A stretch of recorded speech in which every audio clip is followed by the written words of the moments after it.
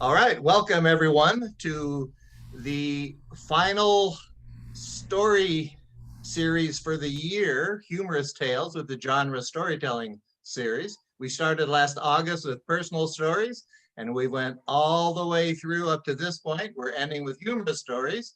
And then in August, we will be starting once again with personal stories and going through the entire year. So if you are interested in being a storyteller, let your story swap leader know.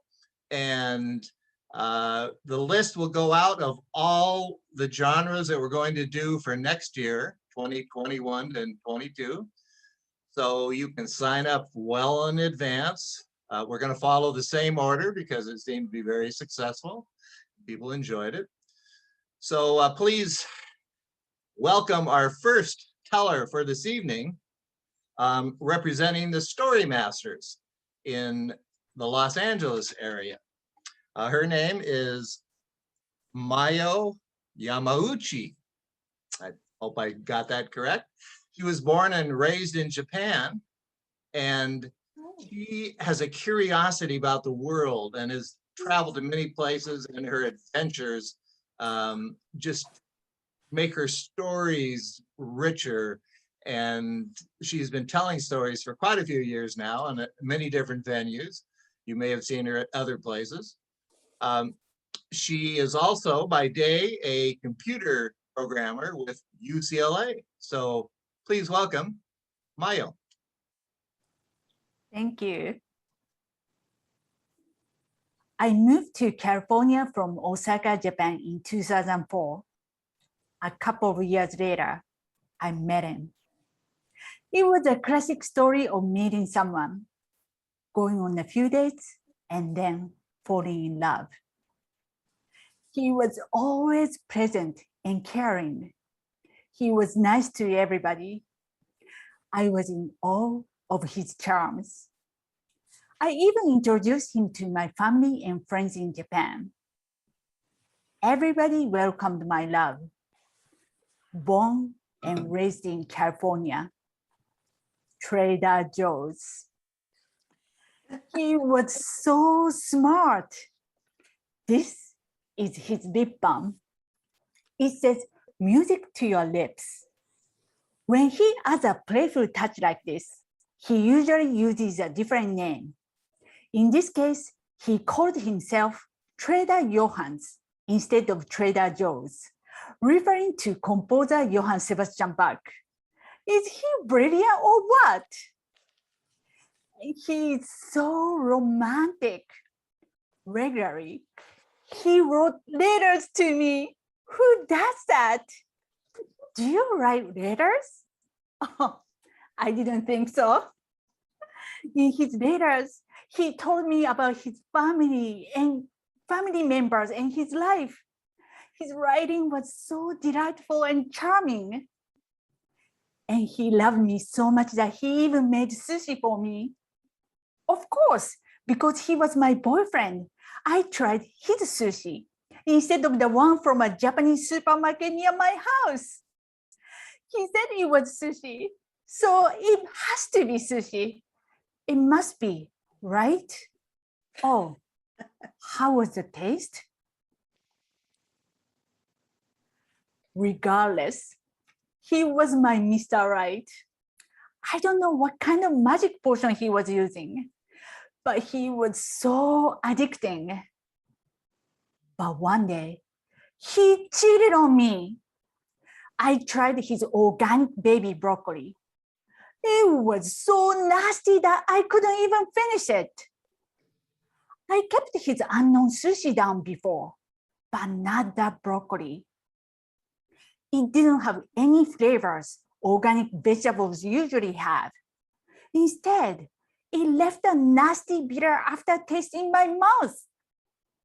Yes, some people questioned his so-called organic food before, but I didn't want to listen. I was being naive and in denial. His organic vegetables and fruits didn't taste great, but who cares? He was Trader Joe's. I believed everything he said. But even love couldn't defend that baby broccoli.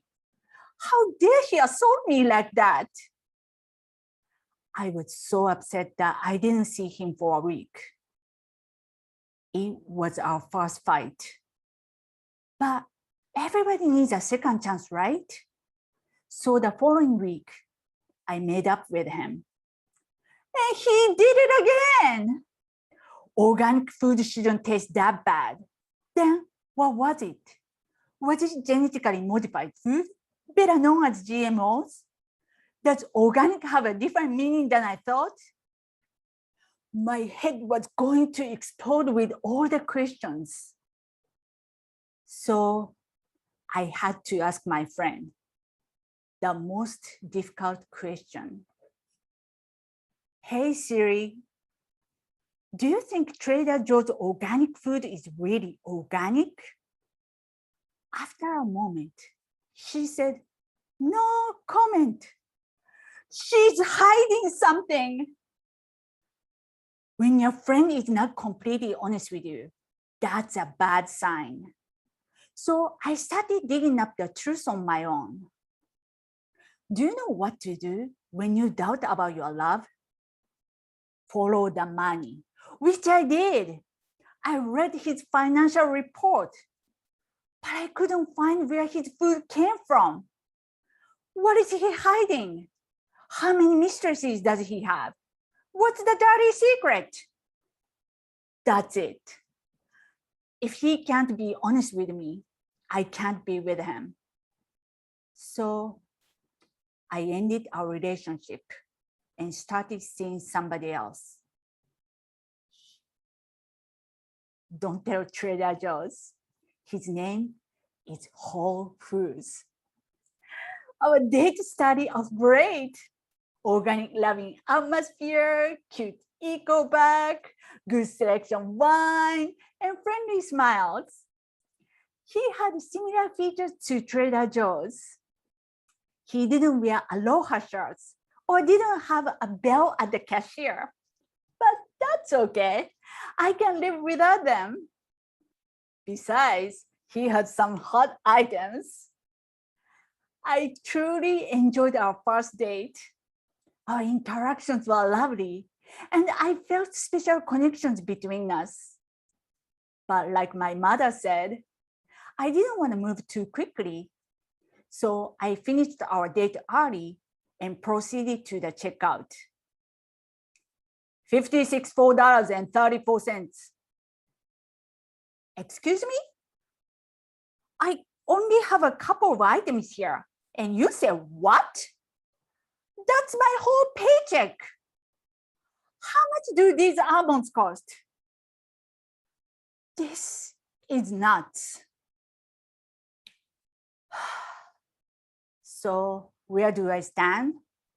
Well, I'm seeing some farm boards casually, like Sprouts or Bristol's, and sometimes Trader Joe's brother, Aldi. Hey, don't judge me. He's the bad guy here, not me.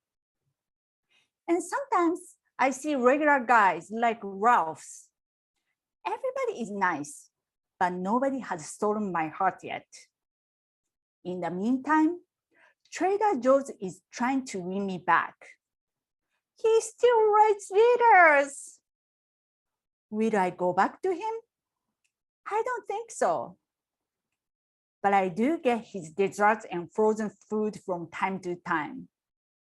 Yeah, he's my booty call. Thank you.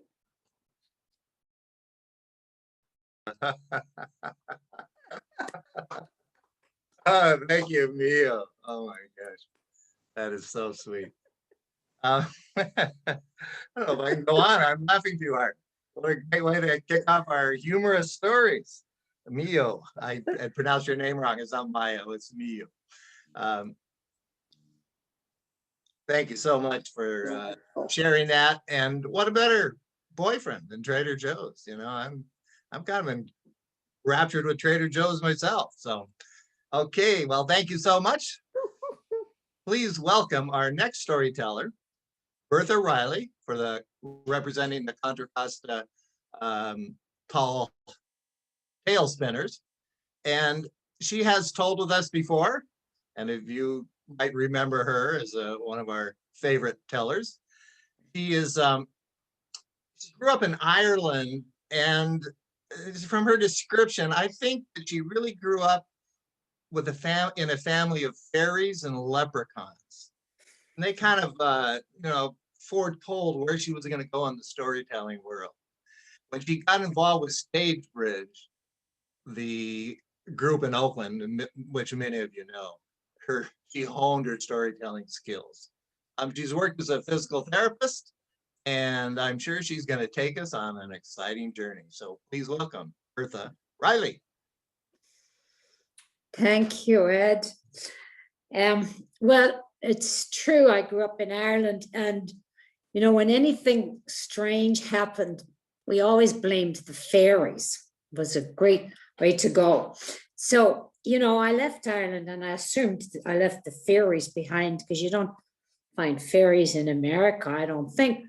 But then I had some interesting experience.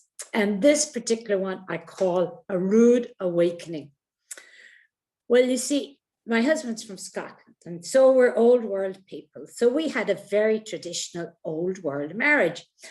He loved doing all the little do-it-yourself tasks around the house, plumbing, repairing, all that kind of stuff. And then I was, very happy in my domestic role in the kitchen, minding the kids and all the rest of it. I occasionally helped him paint something, but I never enjoyed it. It wasn't my thing. Now, the only downside to all this was that he got to control all this kind of construction stuff that was done in the house. So, maybe, 30 years or more into our marriage, we lived in Oakland, and my friends started to get new, updated kitchens, and particularly bathrooms. Now, I looked at the little bathroom off our bedroom, and I thought, it's time we got a new redo of this bathroom. It was really pretty awful. I mean, he was great at doing jobs and things, but he didn't particularly care much about the finish. Like, the window in the bathroom had broken, the glass pane, and he'd mended it with a pane of glass that didn't quite fit. I suppose he found it in the garage. He'd been keeping it for something. And so there was a little bit of perspex down one side. And then the shower door, well, it was old and cruddy because it was one of those old aluminum ones. And there was a bit of a crack down at the bottom. So it got repaired with duct tape. And then the linoleum, well, it was so old and cruddy, and there'd been a tear or something, and it got stuck down with Bondo. I mean, really, when I looked at it, it just really needed over a new redo. So I suggested that we should do this. Well, that wasn't in my husband's inventory. He'd say, oh, Bertha, it's grand the way it works. It's just fine the way it is, and it's working grand. When you start interfering with plumbing and stuff, you just don't know where you're going to end. Oh, you could run into a lot of money doing that kind of stuff. Well, normally, that would certainly shut me up, because I didn't like to spend too much money. But, this time I really thought, I think I deserve something better than that old bathroom. So I started kind of nagging, my usual cajoling, almost begging, Well, nothing worked. In fact, as usual, stubbornness set in. It was like I came up against this massive mountain of Scottish stubbornness. But some new energy was also stirring in myself. Maybe, the feminist ideals were getting to me. Anyway, I decided I'd take matters into my own hands, and I decided to go talk to my sister Vera, who was good at construction. She's done a lot of little things. Well, she said, Bertha, you know, it's no problem. You can easily get a pane of glass and linoleum, anyone can put down linoleum, and go to Home Depot and you'll see beautiful new shower doors. Well, I thought, why not? So a couple of days later, I found myself in Home Depot, not a place I frequented, you understand. And there were whole glass enclosures. So I said to the man, you mean I could take down the little awful old tiled wall and just put the glass? Yeah, ma'am, he said, all you need is a big hammer and some elbow grease and you can knock those little walls down. Well, I went home with visions of this new bathroom in my head. And then as I opened the front door, I knew I'd have to get around that mountain of male stubbornness some way or other. So my lovely new vision started to fizzle a little. Anyway, a couple of days later, I was sitting in my living room when there was an unmerciful crash at the far end of the house where our bedroom was. I took a deep breath. I was sort of shaken because it was a terrible sound. I went down the hallway anyway, and there was my husband standing in the bedroom door. Well, he says, Bertha, I think you're going to get your new bathroom after all. There's a big branch of the tree just came down the hill right into the little bathroom. What?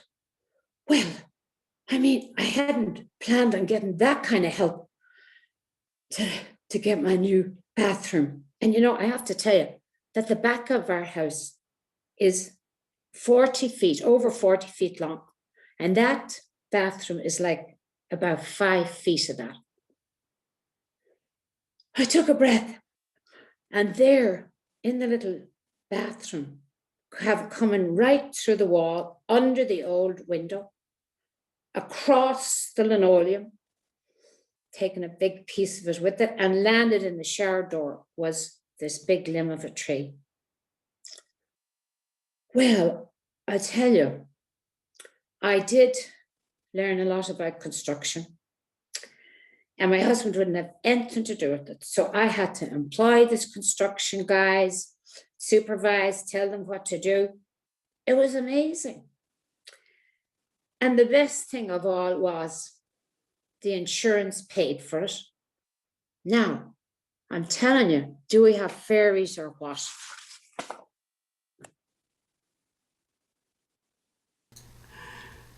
Nice job. Nice job, Bertha. Okay, thank you guys. Excellent story. Thank you so much. Nothing like a Tot- home totally do-it-yourself project. Mhm. Thank you. Okay, well, our next storyteller is well known to all of us on the board, the Sacramento, the Storytelling Association of California board. He is the man responsible for getting all this Zoom together for all of our swap groups throughout California, as our treasurer and our computer guru. We really appreciate everything Jags has done for us.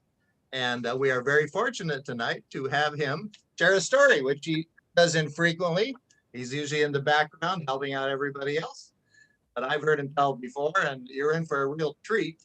He's been a Toastmaster for ever and ever. And through those Toastmaster meetings, he developed a love of personal stories that have a few surprises. So maybe some of his telling might be true, some of it may not be quite so true. You know, that's kind of up to your own judgment. So please welcome Stephen Jags Chagrin. Did I get it right? Good. Well, I'll tell you, of all the introductions I've ever had in my life, that certainly was the most frequent. Or recent, I'm sorry, recent. Blew it. Certainly was the most recent. And as Johnny Carson once said, never follow an animal act or a child act, but I will add, don't follow Bertha Riley to that list because that was so good. All right, so on with the story. I was a preemie baby. Came out around 7 months, and mom wasn't ready for that. In fact, I was her birthday present 3 days after she turned 21. There I was. And I had gastric issues as a child. I was always crying and making fusses. What do they call that back then? I don't know. Whatever it was. You were just keeping mom and dad up all night. It turned out I couldn't tolerate cow's milk, so I fed goat's milk. Now, I don't remember much about that because I was an infant, but my mom said that it stunk like hell. Now, I told my daughter this story when she was about age 4. She had a really interesting question. She says, Daddy, did you lay under the goat and suck on it? And I was thinking about Ramus and Remulus, founders of Rome. Oh, error printing. Oh, no. Anyway, so fast forward, I'm age 5.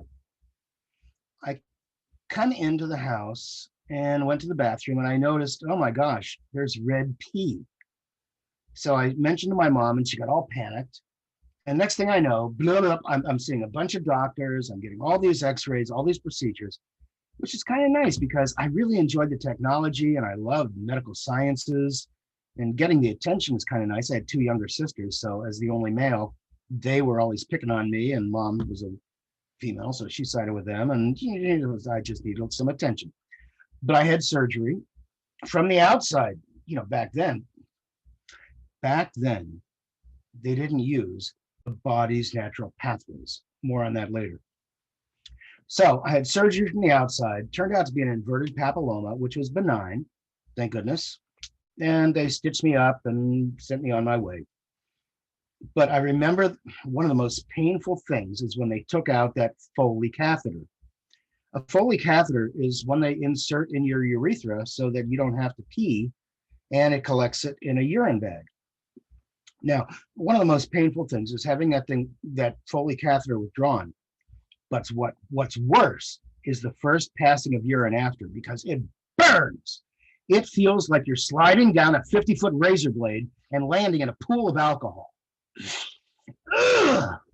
All right, so fast forward again.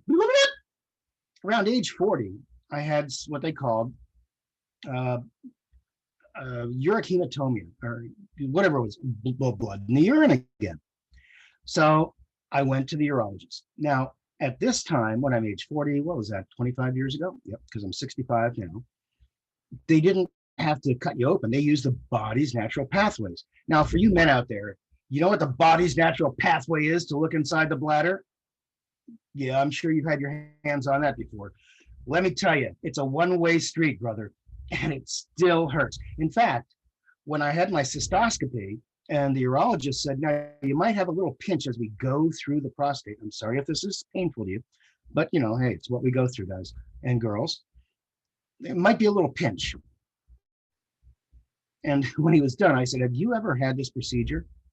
He said, no, with that little shit-eating grin. And I said, well, it's more than a little pinch. And that's when I shared with him that analogy of sliding down that razor blade into a pool of alcohol. And he just cringed like that too.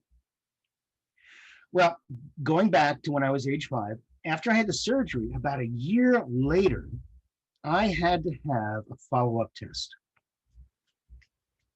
Well, didn't know much about this, but it was it was to be an imaging procedure using an injection of a dye into a vein.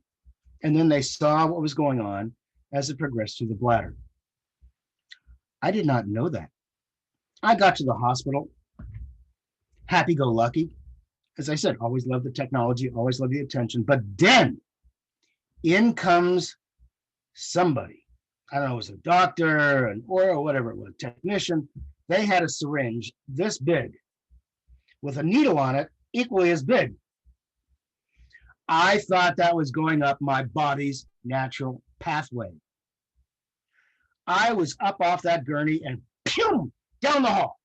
My mom said that 6 orderlies had to chase me and drag me back, kicking and screaming. And they held me down on the gurney, and then I'm strapped down, held, and they come over and they insert the needle into the shunt in my arm. Not the body's natural pathway where I thought it was going to go. I settled down, I calmed down, everything was fine. We saw the images a few hours later, everything was great. And as we got home, my mom said to me, "Why were you so crazy there? Why did you run down the hall? What was going on?" I said, "Nobody told me that Neil was going to go. You should always tell the kid." Boom, boom. Thank you. Thank you. I'm not here next month. Yes, you should always tell the kid. Boy, I tell you what, I can relate to that story in I'll bet. ways I don't want to relate. Oh my goodness. Amen, brother. And I love your background. That was perfect. Yeah, I picked that out today just for it, but I'm going to go back to my wine cave. Nice. Okay, yeah. And that's time for all of us to maybe get a little glass of wine here. So our next storyteller represents the Motherlode Storytelling Guild up in the Sierras. This is Kathy Martinez, and we've had the pleasure of hearing her before at one of our genre events. She was introduced to storytelling at the Fremont Library in 1984. And then she got introduced to the Bay Area Storytelling Festival, which our next teller has been involved with, was involved with throughout the entire length of that time. He was mesmerized by the Bay Area Storytelling Festival, like many of us were. I mean, I learned a lot about my own storytelling skills and pathways from listening to all these amazing storytellers.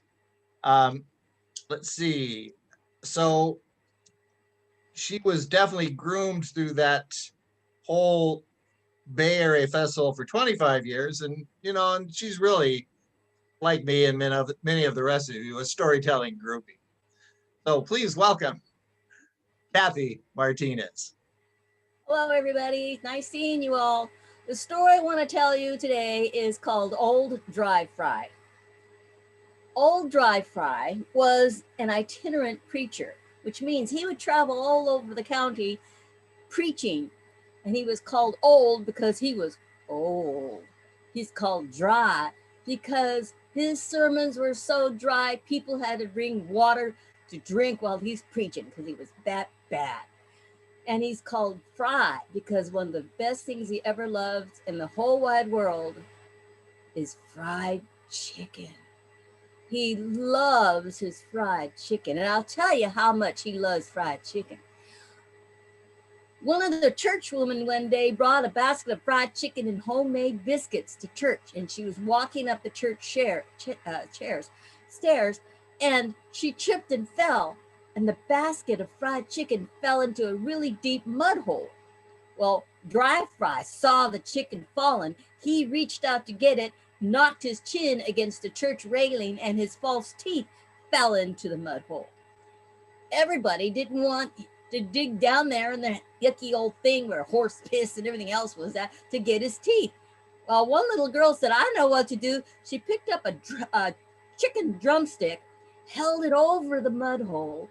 Up came the false teeth, grabbed onto that drumstick, and he was able to preach that day. That's how much he liked fried chicken.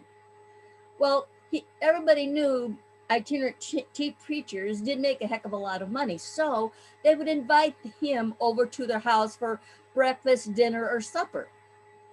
Well, this one family invited him over for supper, and she was going to have fried chicken because everybody knows Old Dry Fry loves fried chicken.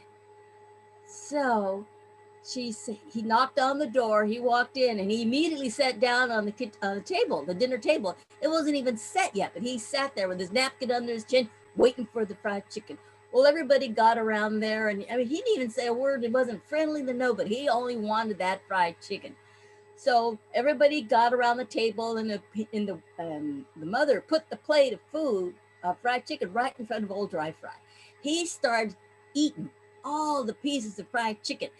Grease was all over his mouth, sloppy, dripping down the chest, fingers all greasy. He just kept whopping it down. Well, he picked up this one chicken wing, and he chewed it, put it in his mouth, but he didn't chew it. He practically swallowed it, hold it. He choked to death. and he fell over on the floor. Everybody was stunned because everybody knows old Dry Fry likes chicken and knows how to eat chicken. And the father said, "Oh my God, they're gonna say I murdered old Dry Fry. They're gonna hang me for this." So this wife said, "Don't worry, don't worry. Wait till night and drag him over to the neighbor's house." So that's just what he did. He waited for dark, drug him over, and propped him up against the barn with his head tilted back against the barn wall. Now, the man said that was really good, and he went home, went to bed. Well, that night, the neighbor heard some noise, and he thought, "Oh, that's that someone's stealing my chickens." So he took his shotgun out, and he started slowly looking around, and he sees someone propped up against his barn wall, and he thought, "Oh, that's the chicken thief. He's gonna steal my chickens." And he shot him. Well, it hit old Dry Fry in the chest and knocked him over. Well, he ran over there and says, "I got you, didn't I?" And he was, "Oh God, it's old Dry Fry," because everybody knows old Dry Fry.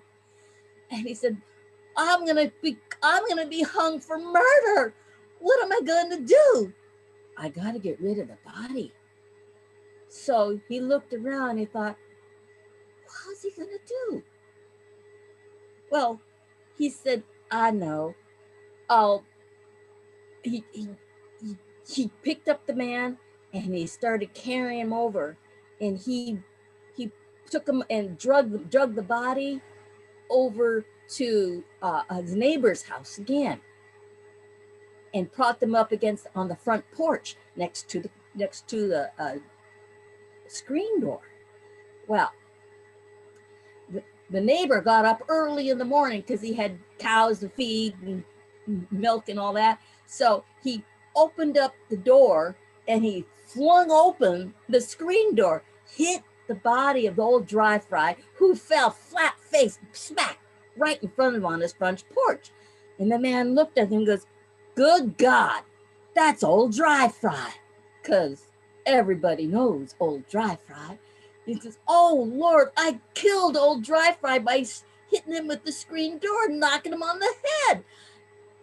I'm gonna hang. I gotta get rid of the body. So what are you gonna do?" So he thought, he said, "Well, I gotta,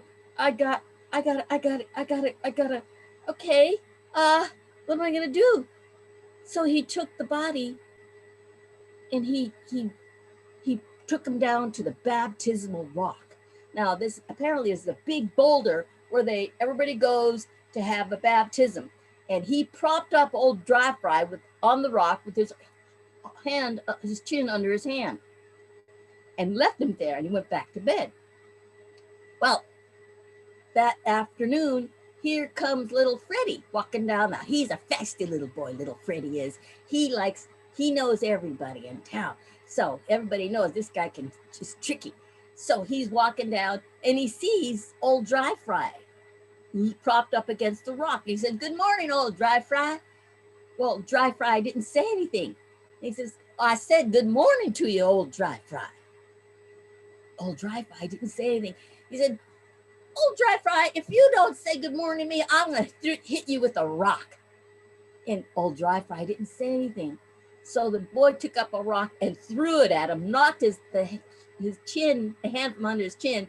He slipped down into the river and he sunk to the bottom. And the boy went, "Oh." He ran over and he saw the body, couldn't find old Dry Fry. He said, "Oh Lord, I killed old Dry Fry. What am I gonna do? I drowned him to death."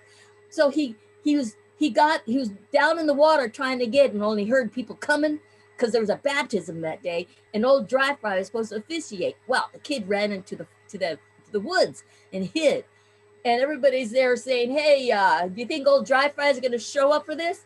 And one guy said, "Well, he was at my house just the other day eating supper."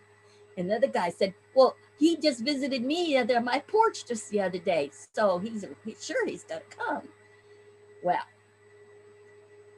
They all waited around and thought, you know what? I don't think he's going to show up. So let's all go home.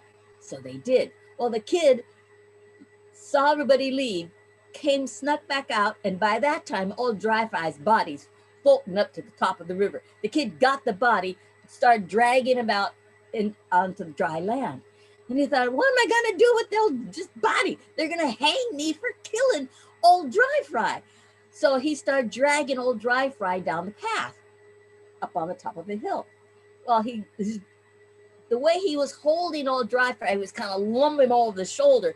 Even me, he's just a little kid. That kid could carry. He was carrying old Dry Fry up. Well, coming up on the other side of the hill were two men. Let me tell you about these men.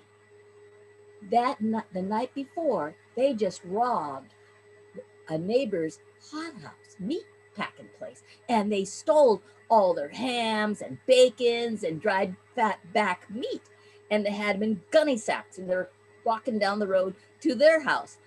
And so they saw the kid, but the kid didn't see him, and he's hoisting old Dry Fry, and they got panicky. They dropped the bags, and the two men ran into the woods thinking it was the cops. Well, the kid came over and he saw on the path there gunny sacks. He thought, what's in the gunny sacks? So he opens it up and he sees the meat. I mean, hams and bacons and flat back meat. Oh, wow. He said, my mom loves this stuff. So he emptied out one of the bags. Now, because old Dry Fry's been sitting in the water all that time, his rigor mortis started, getting all soft and gushy. So he was able to go stuff it in that bag real easy like. The boy tied it up and he carried all the meat back to his mama's house. Well, time passed and the men knew that no one came for the bags, so the bags were still in there, and they called back and they were laughing at one and, oh, we skipped it. We did good. They didn't catch us. We're going to get away with this. Ha, ha, ha. So they went to the guy's house and they told his wife, hey, we just got tons of load of meat back there. We hung it in the barn. And she thought, well, I'm going to fix you some ham and eggs. And they said, ooh, good. So she took her knife and she went out to the barn and she slit the gunny sack holding old Dry Fry. Up fell his hand.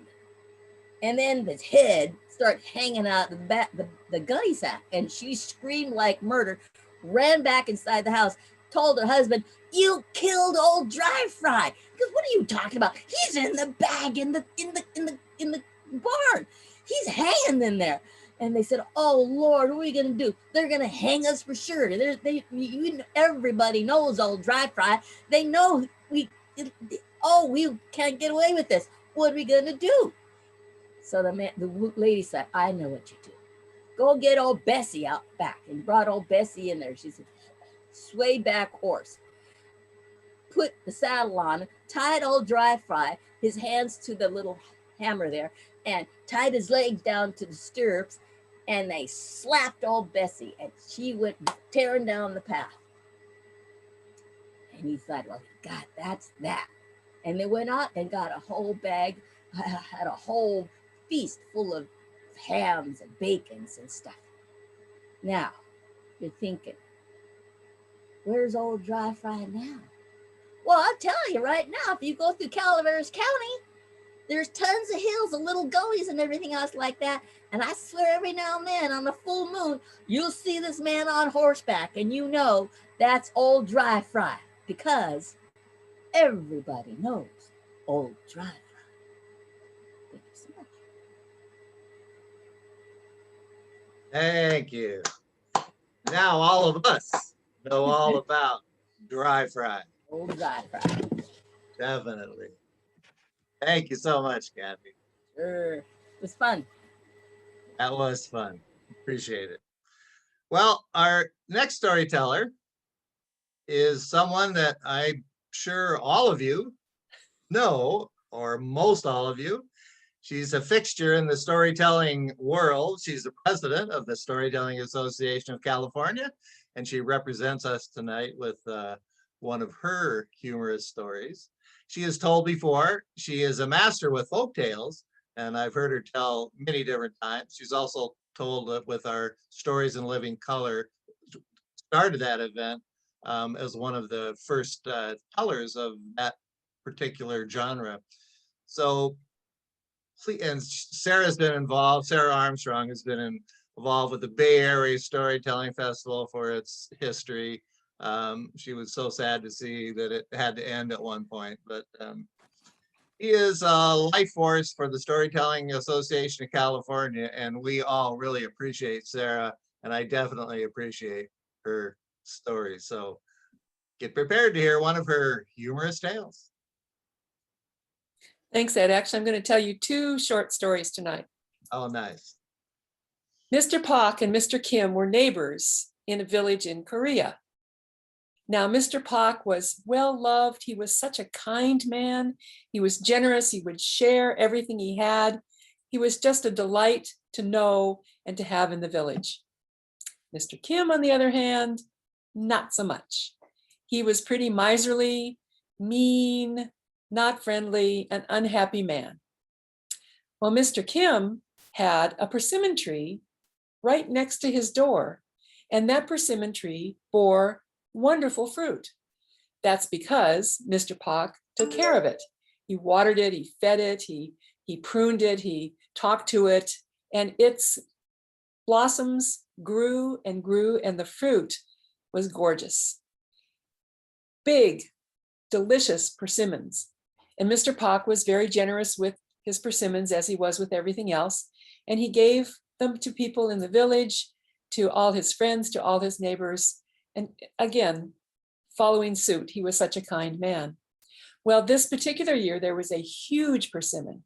And in gratitude for the crop that he was able to grow and share, he decided to take that persimmon down to the emperor as a way of thanks. So he carefully took the persimmon down, presented to the emperor, who was touched by his kindness and his generosity, and said to his advisors, "We'd like to reward Mr. Pak for his generous gift. So please, what's the biggest thing we have in our treasury?" Well, the advisors kind of looked at each other and said, "Really, sire?" And he said, "Yes, what's the biggest thing we have?" They said, "Well, we have a very large gold nugget." Perfect. Please give that to Mr. Pak, and thanks for the beautiful persimmon that he brought us. So they did. And everybody was thrilled that Mr. Pak had gotten such a nice award from the emperor. It made them all happy that this wonderful, generous man had been so honored. Everybody was happy except Mr. Kim, who was more than the teensy bit envious. So Mr. Kim decided he would do something similar and look for a great reward.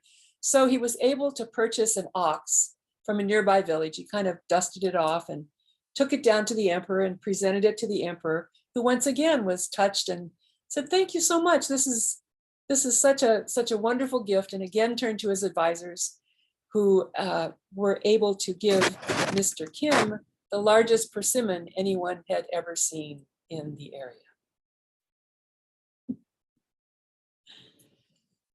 So the second story comes from Japan. And it's about a man, Naoko, who was a tinker, who made pots and pans and repaired things for people. But he had a huge wart right in the middle of his forehead. And people teased him about that, and they called him names, and they made fun of him. It was not a pleasant existence. So Naoko didn't go out during daylight. He would go out at night and go for walks in the woods. And he didn't even sell his goods in any other village. He didn't want to have to deal with what people would say when they saw him.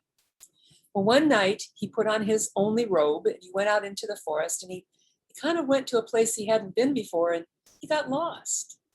Well, he decided that he would spend the night in the forest, and he found a tree, a hollow tree, and he climbed into that tree and he went to sleep. Well, he was sleeping peacefully, but in the middle of the night, he heard singing and laughter, and he woke up and looked out, and there were the elves coming right past his tree. So he was very quiet, and they didn't see him. And they walked into a clearing, and the chief elf, in a beautiful robe of gold and green, clapped his hands, and immediately a huge table appeared that had food everywhere, chicken and fish and rice and vegetables and some desserts that looked almost too good to eat. So the elves started eating, and they ate and they ate and they ate, and every time they ate, more food appeared. It never ended. So Nyoko crept out of his tree, and he got a little closer to see what was going on. And pretty soon someone started playing a flute, and then someone started playing the samisen, and the elves all started dancing, and they were having a wonderful time. And Nyoko got closer and closer and wasn't afraid, and finally walked into the clearing. Well, the king of the elves said, "Welcome, welcome, please come join us." And they invited him to eat at their feast, and they invited him to dance to the music. And he just had a wonderful, wonderful evening. And as dawn was coming, the king of the elves said, "Now, we want you to come again. So we're going to take something from you and keep as a pledge to make sure you return." And he took that wart right off of Nyoko's head and put it in his pocket.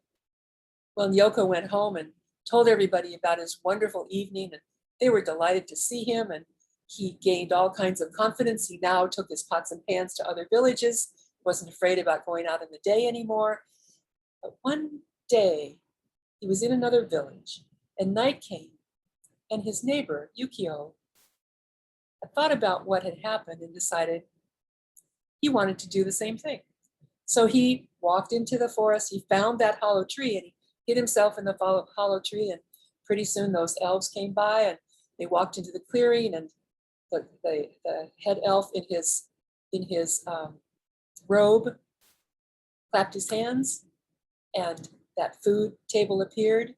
And I forgot to tell you that Yukio had gone into Nyoko's house and taken his only robe as kind of a disguise and had gone into the forest. Well, as soon as the king of the elves saw Yukio in that robe, he said, oh, you came back. Please come and join us. Please come and join us.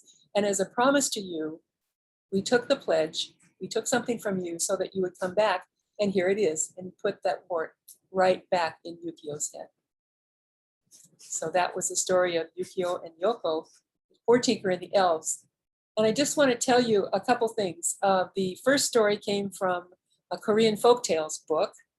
And for some reason, when I went to Korea about 20 years ago, I decided I need to take a Korean story with me. I don't know why that occurred to me, but that's where that story came from. And the second story is The Poor Tinker and the Elves. It's a Japanese tale that was adapted by, or retold by Lynn Evans, and then I told you my version. And it came from Cricket Magazine, which is one of my favorite magazines. As an educator, I've kept my subscription to Cricket for years and years. And I saw this story and I wrote to them and said, can I tell that story? And 2 days later, they said, absolutely. So here's to Cricket and here's to stories. Thank you very much. Oh, thanks for the information. Sarah, can you also tell everyone about the donation possibilities? For SAC? Yes. For this SAC event.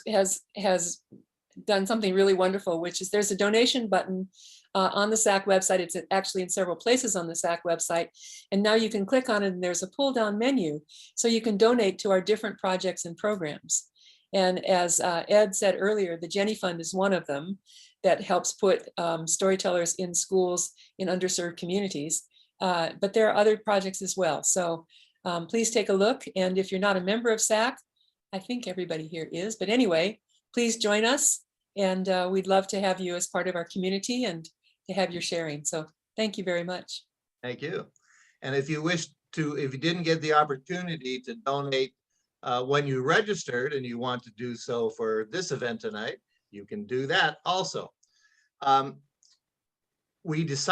board decided that starting in August with our genre series over again, instead of splitting the donations between the tellers, we want to take a stand to pay all of our tellers for events that they do with our organization. So starting in August, every teller that tells for us, we're going to give them $50. And we still want donations. It'll help us defray costs, but we will offer them $50. And part of that decision too was that these events will be free to members, but for non-members, it costs $5.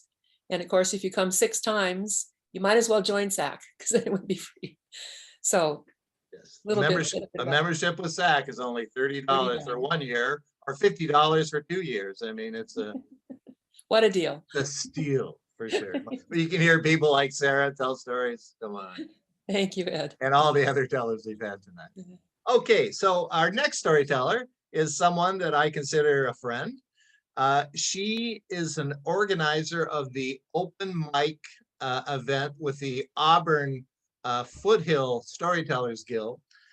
It's a spoken word event, and writers, poets, storytellers can be involved with that.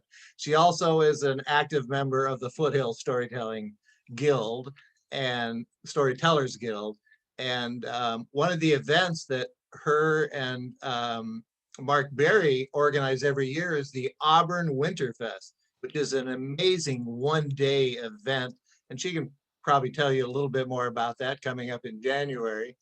And then there's another event that she can also tell you about that that they put on for storytellers. And any of you could contact the Foothill Storytellers Guild and ask to be a teller at their monthly events, the Story Swap Groups.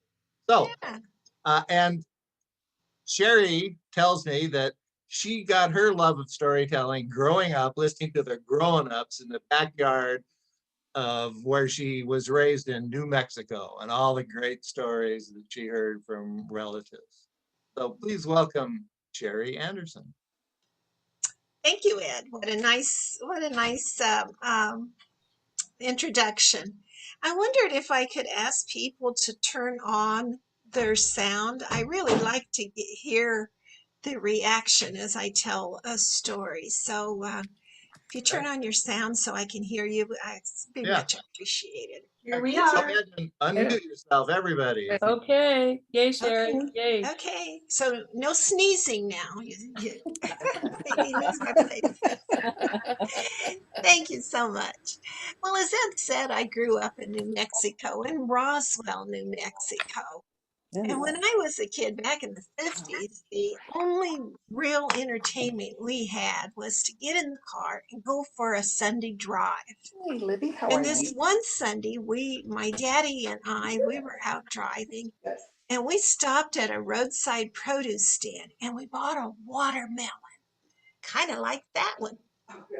And Daddy put it on the floor of the car. As we're driving away, I told Daddy I figured that was the biggest watermelon in the whole world. Well, my daddy was from Texas, and he took that as a personal challenge. He told me this story. No, sugar, he said. When I was a boy, I raised a watermelon twice that size. You see, old Jake White over at the county store, he used to have a contest every summer for the kid who could raise the biggest watermelon. And this year I was maybe 10 or 11. I figured I could make pretty good use of that sawbuck.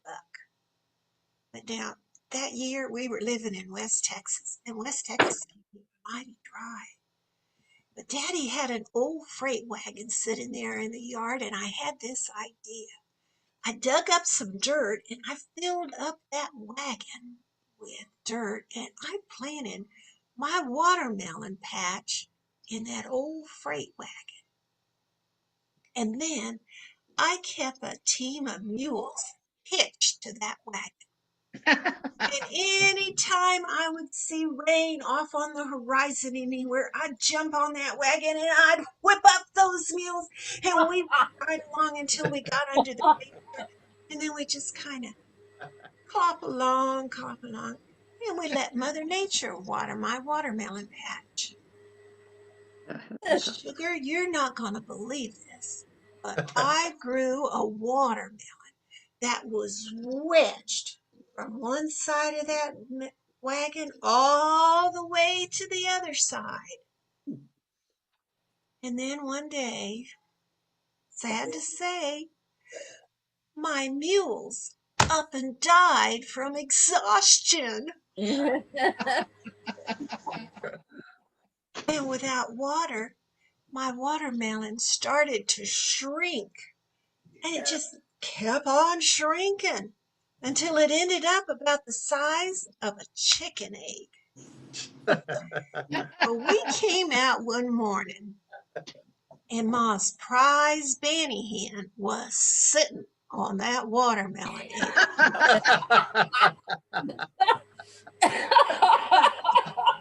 Now, we all had a good laugh just like y'all did, but I tell you what, it wasn't long before that watermelon hatched. And what popped out was the prettiest little pink hen you ever did see. It was just a beautiful color. Well, that little hen ran around the yard there for several months, and then one Sunday morning, it committed suicide with an axe. And, and Mama, she fried up that chicken meat. And oh, sugar, oh, that was the sweetest chicken meat you can imagine. I mean, it just dripped down off your elbows, except there were these little black seeds running all through that chicken meat. So everybody put the seeds there on the table, and after dinner, I went around and I kind of gathered up all those chicken seeds. And I washed them, dried them off, and come spring, I planted those chicken seeds. And let me tell you, I grew a watermelon patch that was a thing to behold. Every single watermelon grown from those chicken seeds was a monster. Well, the day came for old Jake White's contest, and I got Claude and Homer to help me, and we pulled the pickup out there in the watermelon patch, and we've taken our biggest old watermelon we had, and three of us are trying to get it up, and we almost got it up over the tailgate, and it dropped, and oh, Daddy's blue tick hound drowned in the juice before he could get out of the way. Oh, So there was nothing to it. I had to take my second biggest watermelon to that contest. And we were a little late getting there. I opened the door to the general store and I went in, and here's the whole counter filled with green watermelons. So we got my melon up there all the way at the end, and then I stood back and sugar, my watermelon was the greenest watermelon there. My watermelon was the shiniest watermelon. My watermelon was the biggest watermelon on that whole counter. But old Jake White, he was a showman. He had to go through all of the procedure. When he came out of the back room, he had a yardstick and a string, and he started down at that end, and he took his string and he wrapped it around that first melon. Then he wrapped it around endwise, and then he laid down that yardstick and he measured off the string. He made a little note in his notebook. Just before he walked on to the second melon, he curled up his knuckle and he brought it down against that watermelon.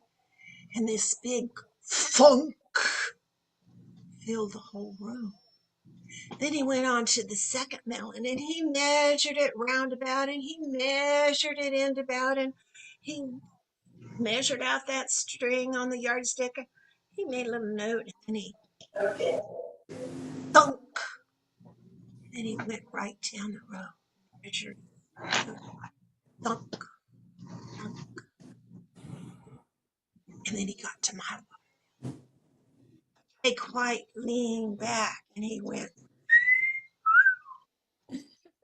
I could almost feel that sawbuck in my pocket. He had to go through with the whole thing. He got my string, that string, and he wrapped it all the way around that watermelon. Then he wrapped it all the way around the other direction. And then he measured it off on the yardstick twice. And then he made a note in his notebook. Just before he walked away, he curled up his knuckle and he brought it down against that shiny green skin of that watermelon that I grew from chicken seeds. And my watermelon started to cluck. Now,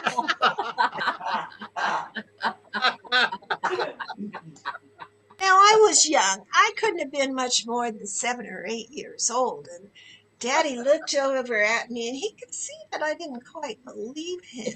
He reached over and he pulled me close and he says, "Darling, that's no tall tale at all." And you know, I believe my daddy because my daddy never lied. He told me so.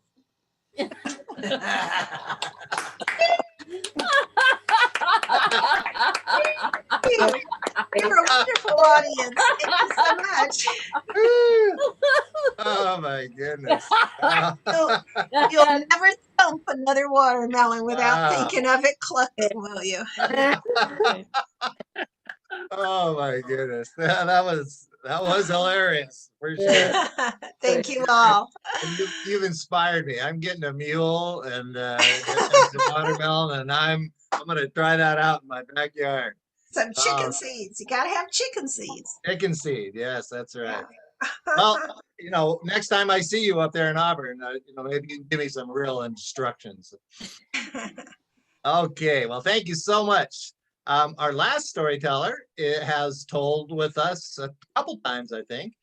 He represents the South Coast Storytellers Guild, Dave Chittenden, and he had a career as a chemical engineer, but he got involved with storytelling when he joined Toastmasters in let me make sure I have it right, 1989. And told stories with them for 30 years, and we are very fortunate to have him join us and tell us another story. Thank you so much, Dave. Welcome, Dave. Well, thank you. That I'm muted. I coming through? Yes. No answer. Yes, you're good. Okay, I'm going to tell you today a story about the town of Helm. Now, Helm is a town that's thought to be in Eastern Europe. None of the Eastern European countries will admit that Helm is within their borders. So we don't quite know where it is, but Helm is a town of fools. And the big fool of all was named Graham Ox. Naturally, he had been elected the mayor of Helm. Well, at the time of our story, Helm was having a crisis. And the town council meeting, they were deliberating, and the problem was one of money. They didn't have enough. They didn't have enough money for the installment payment on the victory. Now, I got to explain about that. See, Helm was afraid that they would be involved in a war, and they wanted to prepare for war. They were also afraid of an attack by water from the Lake of Helm. Now, the fact is that the town of Helm surrounded the Lake of Helm, so it would be hard for an enemy to get their boat onto the lake. But they thought they needed a warship on the lake anyway, and they bought a used warship called the Victory on the installment plan. And the Victory was really a kind of a big warship, and when the wind would fill the sails of that warship and drive it quickly across the lake, it usually ran into the shore on the other side. But the town council felt they were safe from attack by water. So therefore, they were trying to pay off the Victory in installments, and not successfully. And then there came a knock at the door, and Graham Ox said, "Go away, we are deliberating." And through the door, they heard this. It is I, Zoman Telich. I have come to help you. Well, they knew that Zoman Telich was the richest man in town, and they thought they might be able to get some help. But you know, when a rich man offers to help you, it's a good time for a wise man to be cautious. But this was a town of fools, so they let him in. And came in, and he said, I, Zoman Telich, have been living a long life. I've been enjoying drinking coffee with chicory and tea with jam and smoking my long pipe. And I want to be able to continue to do that forever. In other words, I want it forever. And if you can continue how to do that, pay 100 gold pieces. Well, the town council had no idea how to live forever, but the gold pieces were pretty attractive. So they said, well, you come back in the morning and we'll deliver it overnight to try to find out how to live forever. Just leave your gold pieces here. And you will fall and break your face. And Zolman said, I seem to have some interference here somehow. Now Anyway, let's everyone try and mute Zolman yourself. said, I'll leave. Okay. Yeah, let's everyone I'll mute try to yourself mute so we can myself. hear Dave better. Okay. Arms away for you, just to give you a little, to make it easy.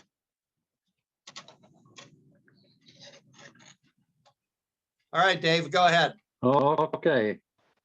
Okay. Well, Zolman Telich said, I will leave one gold piece as down payment, and you will get the other 99 gold pieces after I have lived forever. Well, the town council didn't understand exactly what that meant, and gold was very attractive, so they agreed. Zolman Telich went home, and they deliberated throughout the night.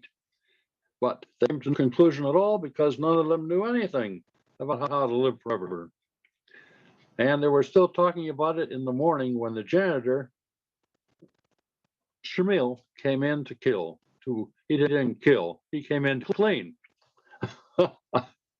Anyway, he said, I know how a rich man can live forever. How? How can they do that? How is it possible? Yes, I know, said Shamil, because when I was cleaning up in the basement, I knocked a box of records to the floor, and in picking them up, I learned how a rich man can live forever.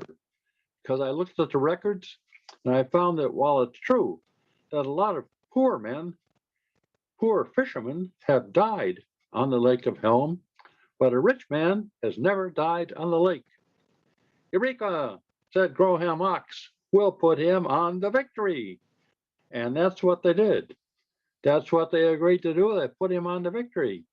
And he lived on the Victory for several years. That was a good deal because he had free room and board.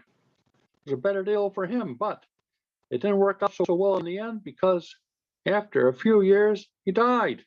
How could this happen? It was against all history. The town council was flummoxed. They had no idea what to do.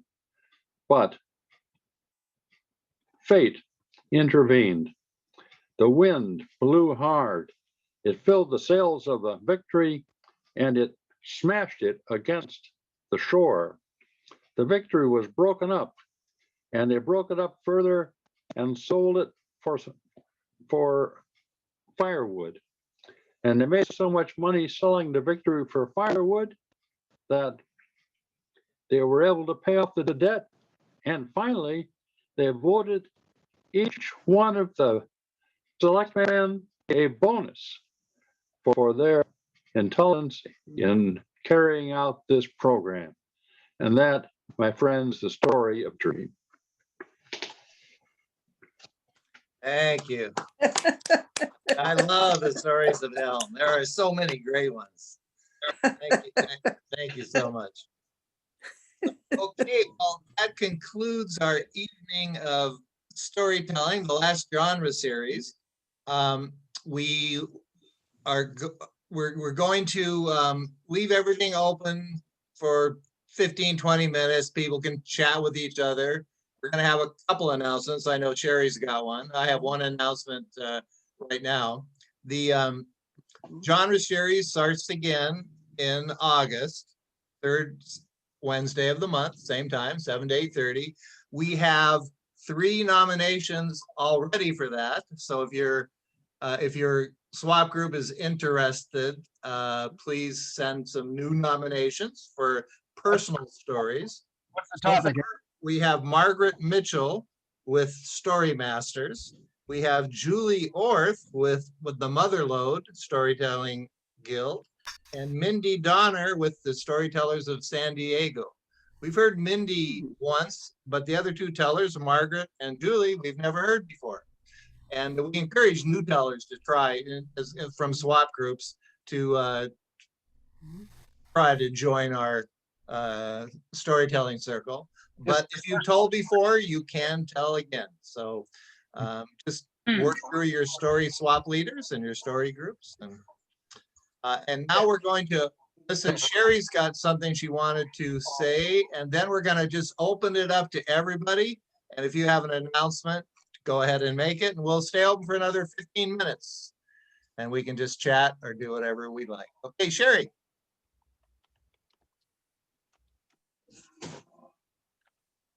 You need to unmute yourself, Sherry. There we go. Okay, so I'm going to back up and share my screen here with my poster. There we go. This is our Storytelling Guild Story Swap every first Saturday of the month, 7 p.m. It's free. You can email me at the Zoom link, Foothill Storytelling Guild Gmail, and I'll send you the Zoom link. I also put the Zoom link in the chat box, and I can give it to you. It's 838-0837-1408 with no password. And we'd love to have you come and join us. Mark Berry is our MC usually, and we have a great time. Lots of variety of storytellers, which is always fun. Can you also mention the Auburn Winterfest that comes up in January? Is that happening? Yes. In January, it's the 4th Saturday in January. It's an all-day event. We start about 11 o'clock in the morning with children's stories. And then at noon, we have a workshop. And about 1 o'clock, we start with open telling from like 1 to 3. And then from 3 to maybe like 4 to 5, we have tall tales on stage. And at 7, we have 5 storytellers that we pay to come in and tell. So it goes from